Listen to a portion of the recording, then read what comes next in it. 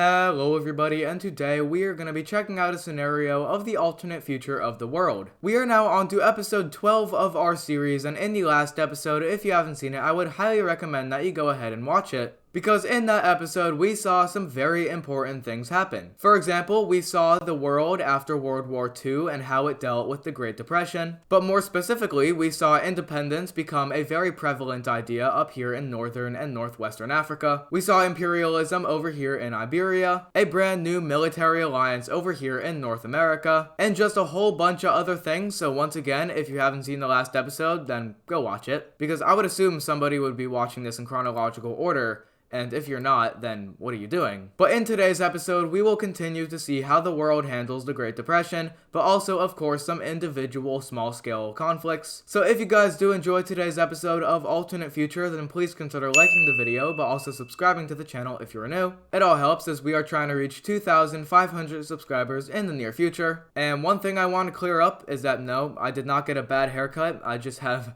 ridiculously bad bedhead, and I didn't really feel like making myself up for this video. I'm tired, but I hope I can be energetic throughout this video. So speaking of this video, let's get straight into it. Now first, we are going to be discussing two things. Both of those things are things that I made off camera. I have added two new aspects to the series. A layer that shows the dominions of the world, but also a layer that shows economic alliances. But first, looking at the Dominion layer, this serves as a layer that is going to allow us to see what the rest of the colonized world looks like. For example, let's take a look at the United Kingdom. They are dark green, and all of the territories and overseas colonies that are inside of their dominion are colored in a lighter green. This is shown all throughout the map. Now, no dominions do not have to be overseas. This is seen over here in Japan, like their Eastern Russian territory and Manchurian territory. While it is in their dominion, it is not like halfway across the world. But yeah, like I said, this serves two fundamental purposes. One, it visualizes the rest of the colonized world. But two, it also just lets us refer to it for future scenarios. But right, I also made something else. Economic alliances. Now for the simplicity of the series, all of the economic alliances are colored in a shade of green. It's pretty self-explanatory, it's just all of these countries are working in economic accordance with each other. This is seen with many countries, mostly regional countries, like over here you can see that the Phoenix Pact has their own sort of economic order. Same thing with the Mediterranean Commonwealth, even though they are not here anymore. But we also see that newer countries have signed over their economic deeds, like over here in Sub-Saharan Africa, and over here in Eastern Africa, along with Southeast Asia. The Latin League is here. It's pretty self-explanatory. It's economic alliances. I'm not really sure how much of an impact this will have on the series, but it will be in our back pockets if we ever need it. But now we can finally get to the political changes of the map. The first of which will occur over here in Western Africa with this country right here. This is a country that was released by the French, and basically it is a combination of Guinea and Cote d'Ivoire. And of course, these two areas of the same country are starting to feel a little bit separate from each other. But something interesting that the West is doing is that they're basically contorting the will of the Cote d'Ivoire area to benefit their economic alliances. Like, they're controlling their exports and imports of ivory, and it's just, it's not fair. So what do you do when something isn't fair and the country won't make any reforms? Well, you're gonna rebel. And as protests start to turn into riots, riots will turn into rebellion. The first signs of rebellion will be seen in the southwest of modern-day Cote d'Ivoire, but also over here by the border of British-controlled Ghana. And in an illegal state referendum, we are going to see official states and provinces break away from the Guinea country. And that will leave the country looking a little something like this. Now, the areas in lime, or at least outlined in lime, are areas that are in active rebellion and defiance against the main Western government. And this is going to immediately be evident as these guys are going to start to move their own militias, illegally assembled militias, into the blue areas. Also, my speech has been really choppy, so I do apologize for that. I'm very tired right now. I'll try to be energetic. Anyways, going back to the Guinea Civil War, they're actually not a pushover country. They're going to be able to start to invade into these areas inside of this pocket. But there is one area that the rebellion strives to take, and that is over here in this city, which I always fail to pronounce. This is sort of the Cote d'Ivoire stronghold, or at least what they aspire to make into their stronghold, and as you can see, they are sieging it right now. But we also see separate campaigns will be entitled over here in the north of the country, linking themselves up with this outside pocket, and eventually a massive sweep of nationalism will begin to encompass the rebellion, as like I said, the Cote d'Ivoire population is very different than the Guinea population, and that of course leads to aspiration of independence. But once you get independence, you need a government type. Now, what do these guys want to be? Well, these guys over here in the West have very, very interesting policies that make these guys sort of undermine their sovereignty. So these guys are going to strive to be the opposite of the blue government. They strive for free economic prowess and political prowess, basically a very democratically functioning society. So as the rebellion starts to gain more and more traction, we see that the blue team will have a lot of difficulty holding their own, and at this point, a couple of outside countries are going to step in. These countries being Senegal, Cameroon, and the DRC. These three countries are countries that heavily rely on ivory for their imports and a good portion of their economy. Now, right now, during active conflict, these guys might not be keen on taking in foreign resources and exporting foreign resources, which includes ivory. These guys are the Cote d'Ivoire, Ivory Coast. So, like I said, the previously mentioned countries are going to go over here to Guinea, and they are going to force them to abdicate and let the Cote d'Ivoire region gain its sovereignty. So let's take a look at what that treaty is going to look like, the Treaty of Banjul, which is the capital of the Gambia. Well, not the capital because it's a British overseas territory.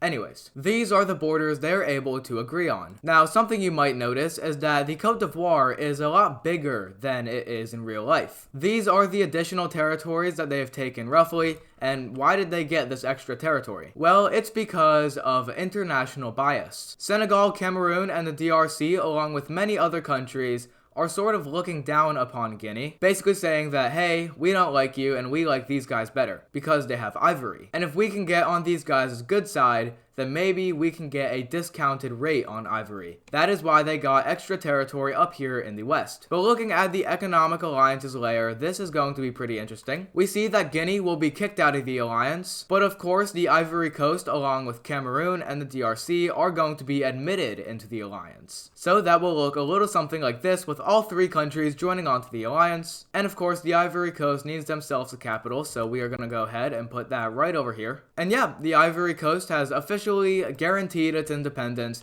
at least on an economic stance. As you can see, they are a very important figurehead in this alliance, which is sort of becoming a sub-Saharan Congo alliance, which encompasses many of these countries which strive to work together in an economic manner. But one country, of course, that is feeling resentful is Guinea, because they were, quote, screwed over by these guys. But what is done is done. These guys have gotten their independence, looking on to the next event, which will be occurring over here in India. Now, India has elections coming up soon. Democratic elections at that. Now, these guys are not going to be rigging the elections. They are going to be very democratic elections. And there are 3 candidates up for election. In northern India, the Democratic candidate will be very popular, but another very popular candidate is going to be an authoritarian figure. But there's also a constitutional monarch, which is sort of more like a reformist independent party, but he's not going to be very liked. And once the election is done, it is going to be very interesting. The Democratic candidate is going to get 42% of the vote. The constitutional monarch will be getting 2% of the vote. Like I said, no one really likes these guys. But the authoritarian dictator is going to get a staggering 45% of the vote. Now you might be wondering, well, this doesn't add up to 100%, and you are right. 42 plus 4 is 44. 44 plus 45 is 89. So what happens to that other 11%? Well, the percentage here is based off the entire northern Indian population. So that 11% is made up of people who just didn't vote, or other people that just voted for independent parties, which were not relevant enough to show up in the ballot. But the main point is that northern India is going to swear in an authoritarian dictator. And this dictator is going to immediately make some very important military and economic reforms. Basically, this dictator looks upon northern India in shame. He sees northern India to be a direct successor state of the Raj, and he sees that the Raj was a lot more powerful than northern India,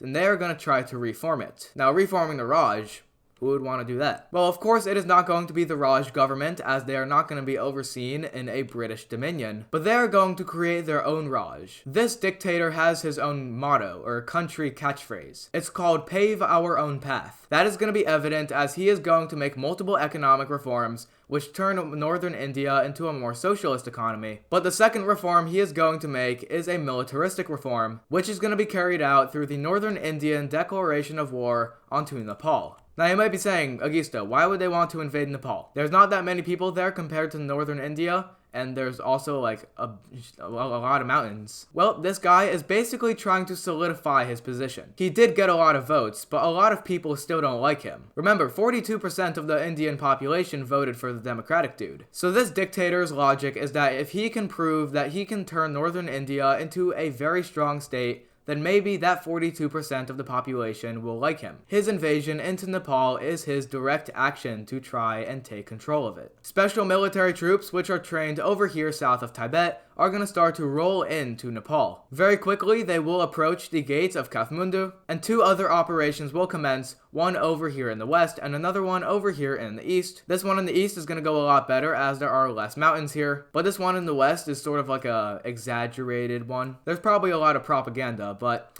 looking at the main one here, this is not good for Nepal because their capital was just kind of captured by northern India, and that is not very good. So as northern India starts to send more operations into the country, starting to split up the country even further than what it was split up into, Nepal will be forced to abdicate their sovereignty, and that will be seen as full military occupation will be acquired by the northern Indians, and with that, full annexation will follow. Now this is a very dramatic policy shift for the northern Indians. Of course, their entire government type just changed, like, overnight. Anyways, northern India might be going down the same route as Spain. But looking at Spain, that is where we're going to be focusing next. Spain is going to go on yet another conquest, this time into Andalusia. Now over the past couple of episodes, not including World War II, the Spanish are very keen on reconquering previous Spanish territory. This is seen as they invaded countries like Galicia, Catalonia, and the Basque country, and now they're moving into the final area of previous Spanish land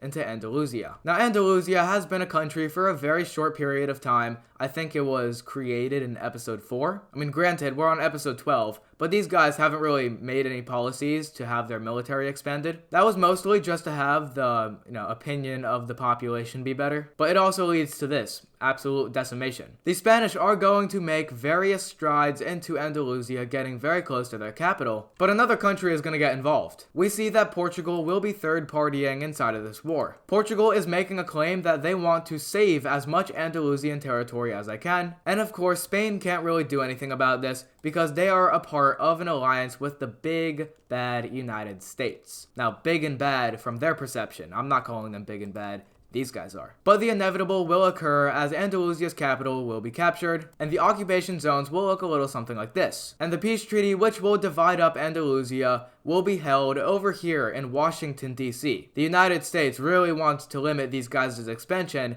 and we're going to see that they might influence the peace treaty to sort of better help their idealistics escape their capital into Andalusia. So now let's take a look at what they are going to draw up. Alright, and in the Treaty of Washington, D.C., this is what we see the borders will look like. Once again, I might have said this already, but it is very simple. Portugal will be annexing these territories, while Spain will be annexing the rest. But something you might notice is that Portugal took previous Spanish territory. Now, Spain made it very clear that they want to unite all previous Spanish territory, so Portugal might be on the chopping block. But also, probably not, because, well, they're in an alliance with the United States. Also, if you're wondering how Canada is in this, they are a dominion, they are sort of sovereign, and that is seen as, well, of course, they are in an alliance with the United States that is unaffiliated with the United Kingdom. But just a little recap, this is what we see Iberia looking like. Spain is becoming very large. But now we are going to be heading to our second to last event of the video. I do apologize if this video is a little bit short, but our second to last event will be occurring over here in central China. Now, central China was incredibly crippled after World War II. I mean, look at them. They look like this.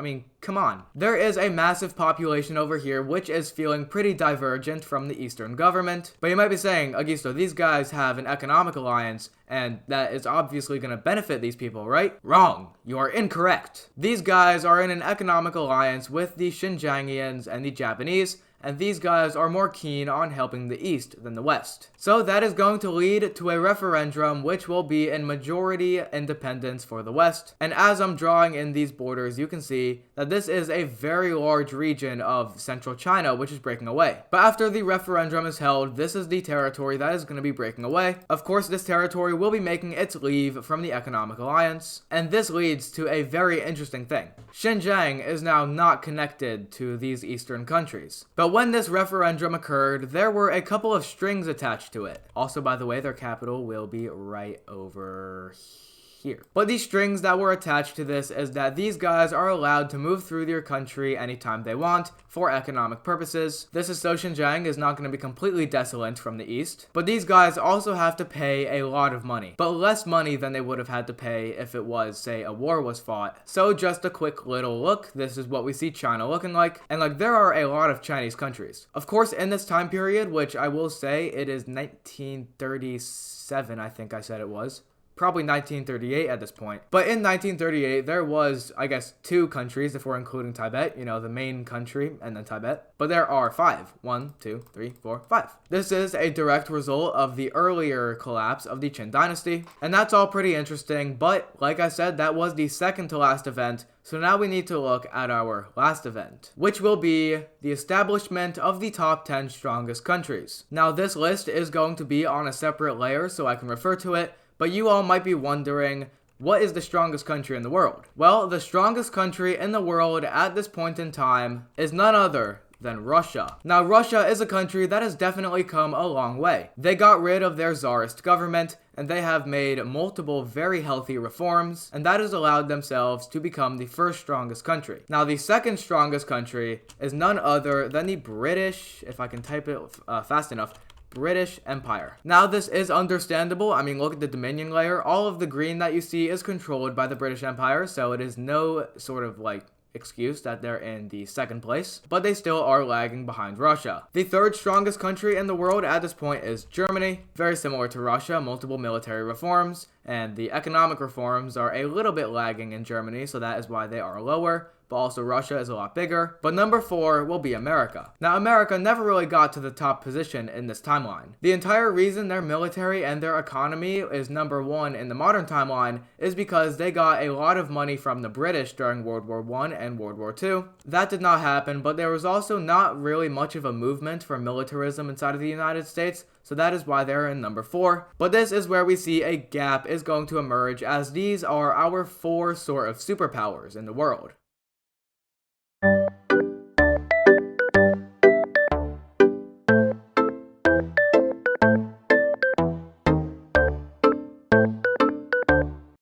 Number 8 will be Babylonia.